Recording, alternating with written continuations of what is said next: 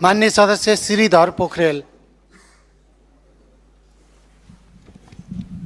सम्माननीय सभामुख महोदय, हाम्रो बर्दियाको लामो सिमाना भारतीय संरक्षित जङ्गलसँग जोडिएको छ, जसले गर्दा सिमानामा हुने लागु औषध अपराध, तस्करी, लुटपाट आदि मात्र नभई सीमावासीहरू वन्यजन्तुबाट पनि पीडित हुनुहुन्छ।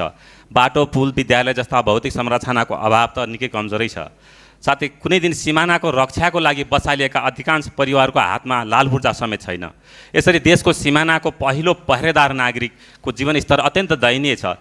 एउटा अन्डाको बाहिरको खोस्टा कडा भयो भने मात्रै अन्डा सुरक्षित हुन्छ। त्यसरी नै सीमावासीको जीवनस्तर सुधारको लागि कुनै निश्चित कार्यक्रम ल्याएर ती नागरिक लक्षित विशेष कार्यक्रम सञ्चालन गर्नको लागि म सरकार समक्ष माग गर्दछु।